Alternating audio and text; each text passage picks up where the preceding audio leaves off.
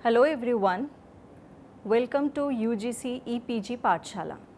I am Dr. Soma Sarkar from University of Delhi. Today's lecture is on forest resources, distribution, livelihood and scarcity concerns. This is from your paper of resource geography. Through this lecture, you should be able to explain the basic concept of forest resource scarcity. Then you will again be able to understand the issues, concerns over forest resource scarcity at global as well as regional perspectives. Then you will be able to explore major consequences related to forest resource scarcity. Now, so let us start with what is forest scarcity and why we are worried about it so much. Forests helps in maintaining the balance of global ecosystem and provide a magnitude of services such as shelter, habitat, fuel, wood, fodder, fiber, timber, medicines, security and employment related to freshwater supplies, storing carbon and cycling nutrients, and also helping to stabilize the global climate. Forests have been under pressure due to increasing demand for shelter, agricultural land, meat production, fuel and timber extraction, but in recent decades this pressure has increased, mainly due to the competing demands from agricultural expansion and biofuel production, rapid urbanization and infrastructure development, and of course, the increased global demand for forest products. Forest gains and loss occur continuously globally and are very complicated to monitor even with high resolution satellite imageries. It is so because natural forest and planted forest area vary dramatically across the national conditions and vegetation types. The biggest forest area loss is mainly recorded in tropics, particularly in the South and Southeast Asia, Central and South America, and in all the sub-regions of Africa. An apparent part of worldwide forest estate is as of now assigned for various utilities, permitting for both generation and preservation without prioritizing or organizing either. All around 1.049 million hectares or 1/4 of the timberland domain were assigned as multi-use forest in 2015. An extension, or you can say the expansion from 81.8 million hectares since 1990. That means 8.5% expansion has been recorded in this regard. Expanding interest for woodland and rural items deliberates to undermine the efforts to capture biodiversity decay and keep up the uprightness of the forest. Now, let us talk about the causes and concerns in the developing countries and also for the other developed as well as developing underdeveloped countries. In developing regions, the decline of natural forest was significant between 1990 and 2050. The total loss in the tropics has been greatest in Latin America and the Caribbean, followed by those in Africa and in Asia and the Pacific. The growth of population, industrialization, continued dependency on sustenance like agricultural and related agricultural expansion, followed by forest product trades and an absence of alternative to wood as a fuel in many parts, in many developing as well as the underdeveloped parts of our globe are the main driving forces in dropping forest in this forest region. The rate of deforestation scenario are sad, or rather say gruesome, in some Asia and in the Pacific and in the highlands of West Asia. Increased climatic variability, declining productivity and greater susceptibility to flooding have likewise been credited to high degree of deforestation on the African landmass. In West Asia, the opening up of forest has made greater susceptibility to erosions and land degradation. That means forest clearance is leading towards the erosion and land degradation. Woodland status, rather say forest status, as of now somewhat stable in Europe and North America, as it has been seen from the past century. However, forest in Europe experienced the ill effect of acidification, and mainly in the boreal forest of Siberia are vigorously misused too. Regarding India's forest status, it can be said that though forest cover in India has increased in figures at national level during 2015 assessment, around 2,510 square kilometer of very dense and mid-dense forest has been wiped out since 2013. That means although in general status an increase in forest cover has been recorded, but if we are talking about the dense forest, then in the forest clearance mainly in the dense forest has taken place. States of Jammu Kashmir, Uttarakhand, Kerala, Arunachal Pradesh, Karnataka, Meghalaya and Telangana have suffered huge loss of forest cover. Around 2,254 square kilometer of mid-dense forest cover has been converted into non-forest land since 2013. So, we can see the changing scenario of forest cover in terms of dense and the moderately dense cover forest, which actually helps the local and helps and maintain the local climate of a particular region. The major drivers for forest resource straits can be thus related to the demographic changes. Then what are the causes? Let us check how demographic changes is actually leading towards forest stress. Between 1948 and 2015, human population have nearly tripled.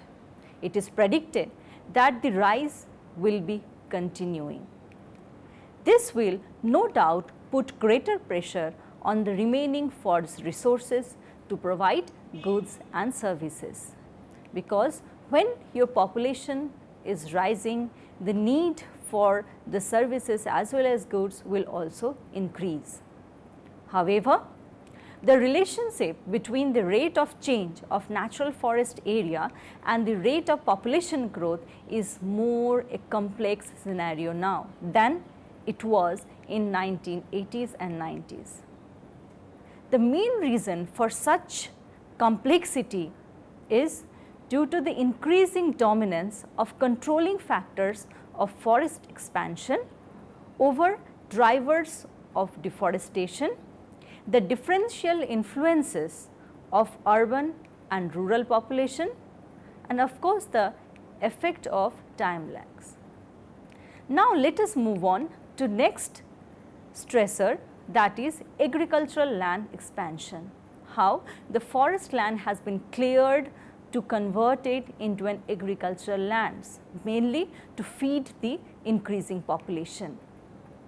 So, with continued rise in population, it is likely that requirement for alteration of more forest land to agriculture will continue too, unless agricultural productivity increases significantly on existing farmlands.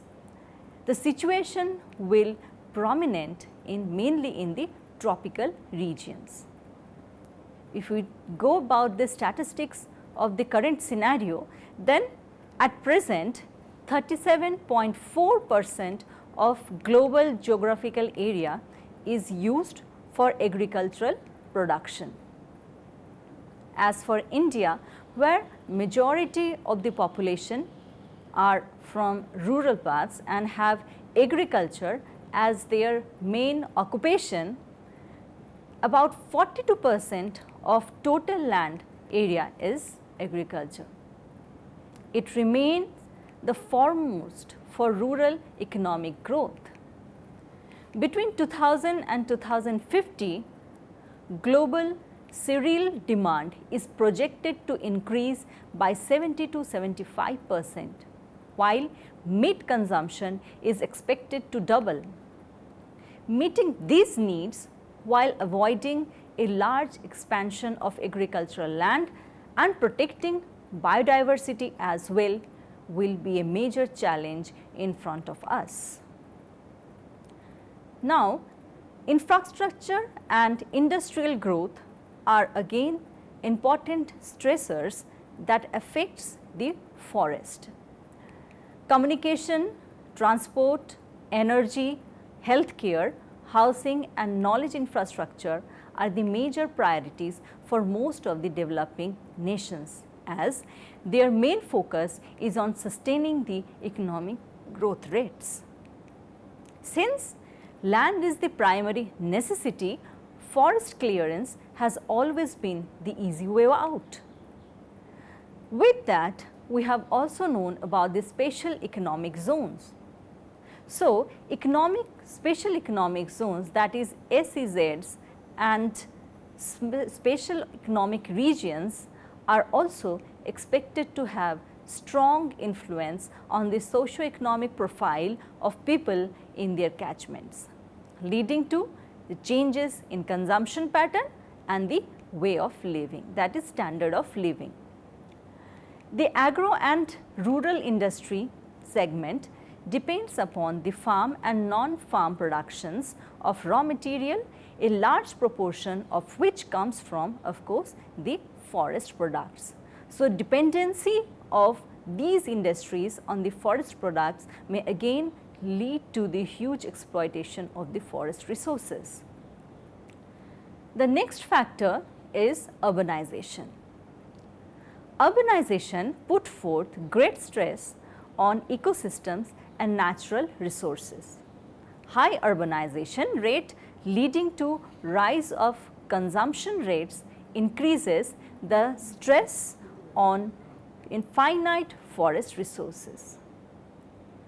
Latin America and the Caribbean is the most urbanized part in the developing world.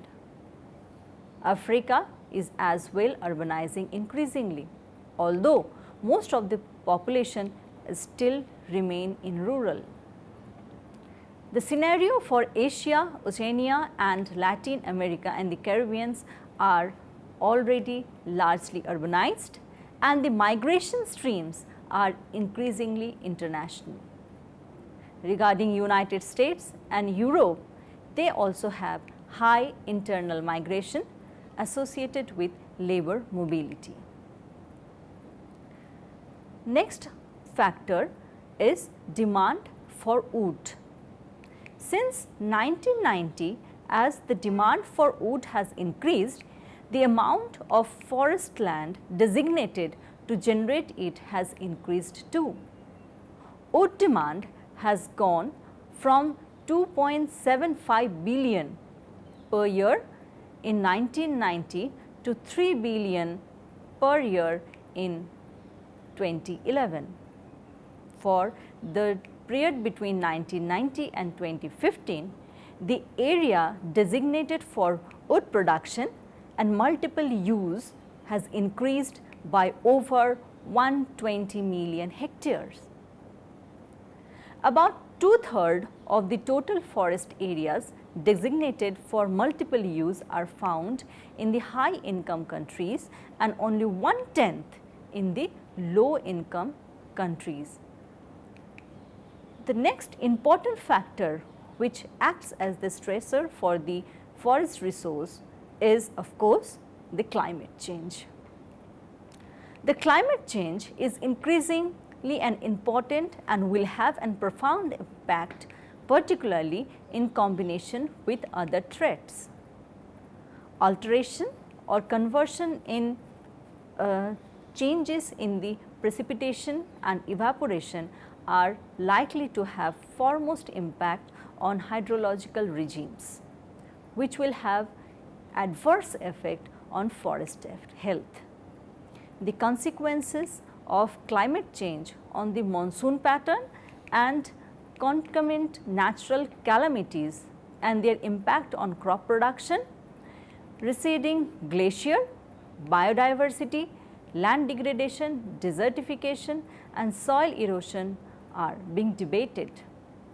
The impact of climate change on forest is expected to be in line with the changes in climatic conditions, to be manifested in species composition, profile, productivity, resilience and biodiversity.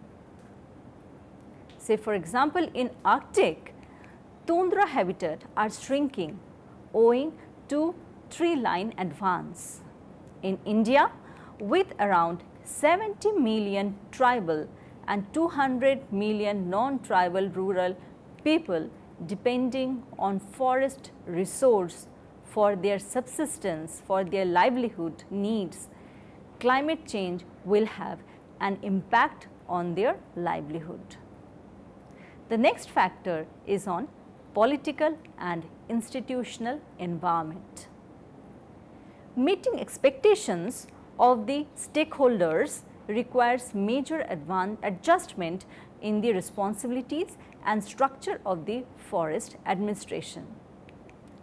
The increasing decentralization of the democratic processes, community empowerment, participation in decision making, increasing intersectorial linkages and economic aspects governing the decision making require urgent development of skills for integrating conservation and ecosystem services in economic terms and support to conservation on the basis of economic imperatives.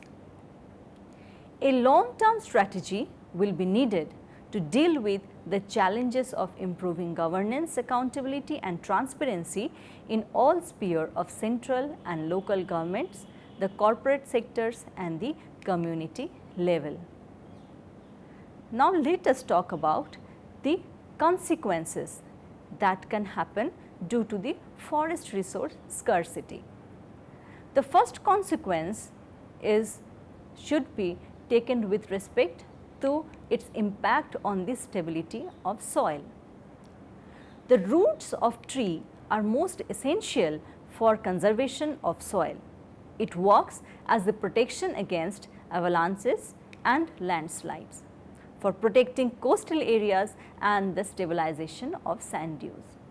So, what will happen when there is a loss of forest or deforestation will take place?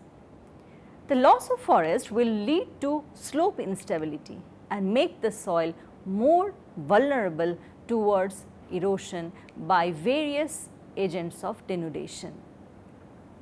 Next perspective is on impact on the global climate and pollution.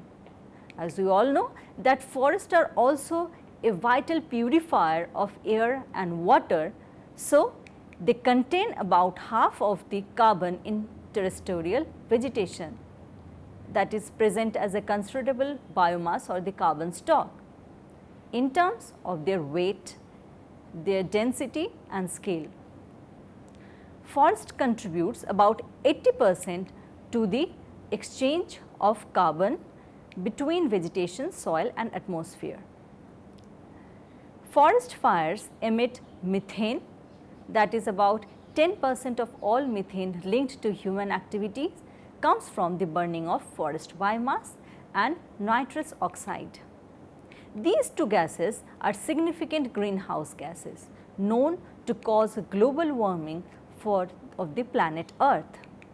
Scientists accordingly predicts that the pace and the scale of climate change could eventually exceed certain ecological limits or threshold, leading to surprising and dangerous consequences such as the alteration of world oceans chemical composition with increasing proportion of acidifying carbons, the global loss of coral reef ecosystems, or the collapse of West Antarctic ice sheet.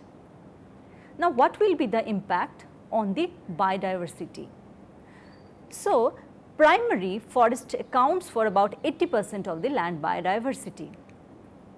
The primary stresses on the biodiversity deals with habitat loss and degradation, alien invasion species, climate change, overexploitation, and of course pollution. One driver can actually trigger a series of drivers and pressures that act in a dominant fashion.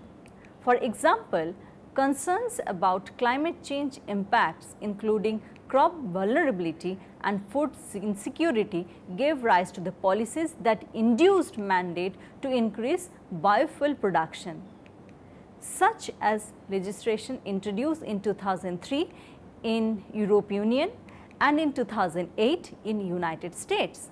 Now, the growing demand for biofuels has taken a toll, with expanses of forest and natural lands in Southeast Asia being converted into monocrop plantation. Now, let us talk about its impact on local climate. Deforestation causes excessive water runoff, leading to disastrous flooding as runoff is no longer guarded by the plant roots. Loss of forest can change the local precipitation regime of that particular region. The next consequences is on human health. The destruction of forest habitats for many species facilitates the transmission of infectious diseases to human through contacts with mosquitoes, monkeys, viruses and bacteria carrying rodents that are potentially hazardous to human. Now, let us see what recent research predicts regarding the future of the forest. Forest area change differs considerably by region, as we have already learned that.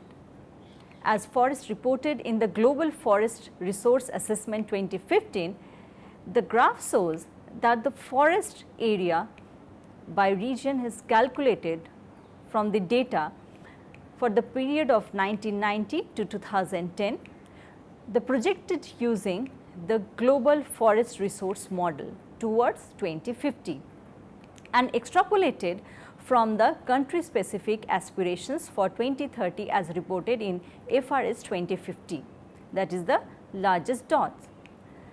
South America has the largest proportion of projected forest loss, followed by Africa.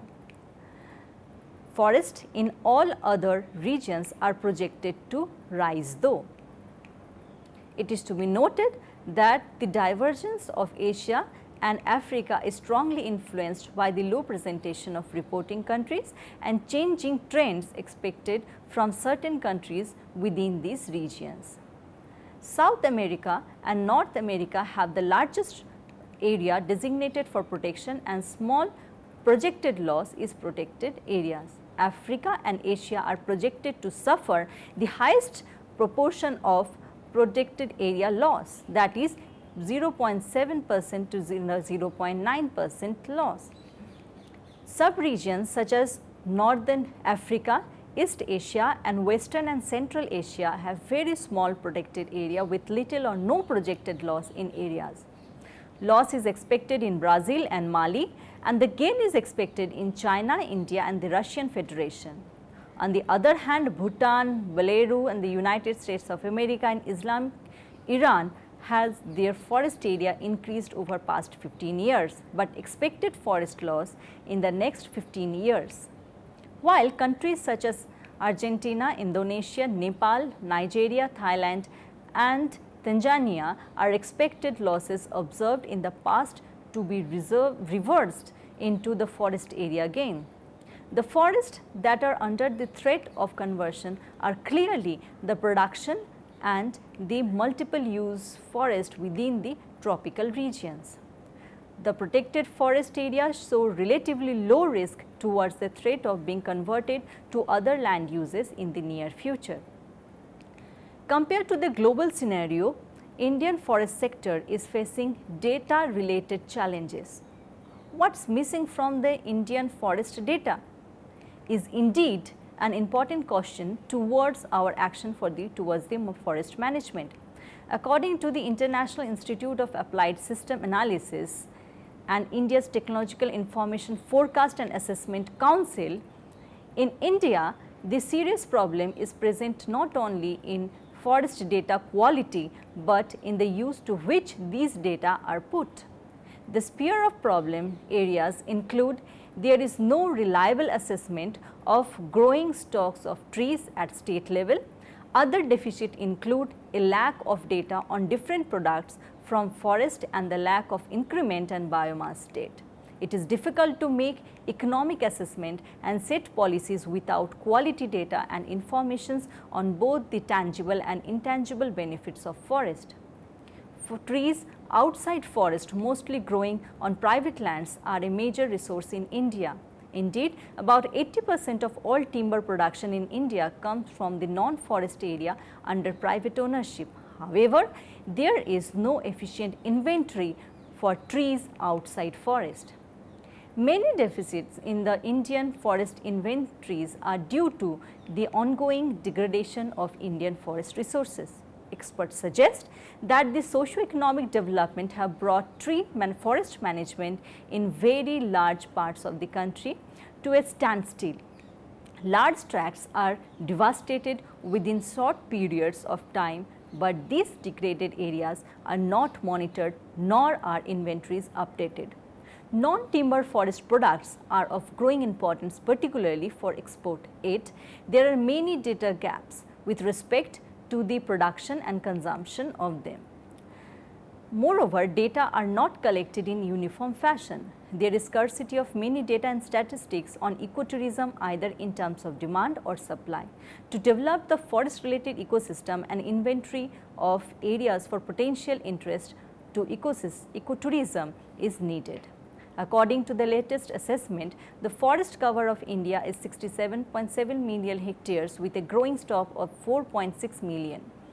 This forest cover corresponds to the 20.6% of the India's geographical area, but falls short of national goal, which is 33% of the land area.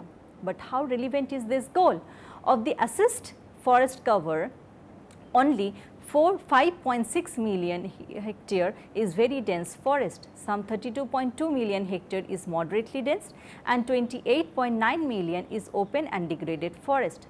Thus, the forest cover objectives need to be combined with quality objectives. It can be concluded therefore that from the whole discussion that the forest resources play a vital role in maintaining ecological balance and to contribute to the multifaceted processes that are accountable for recycling water and carbon. Deforestation, population growth, urbanization, pollution and climate change are all having adverse effect on the forest biodiversity. Forest loss will threaten the process and the system of environment. Therefore, understanding the spatial variation in forest change status, the root cause leading to such variation at regional and global level, there is an immediate need to work towards the sustainable development goals. With this, I thank you all for joining me in UGC's EPG Pathshala. Thank you.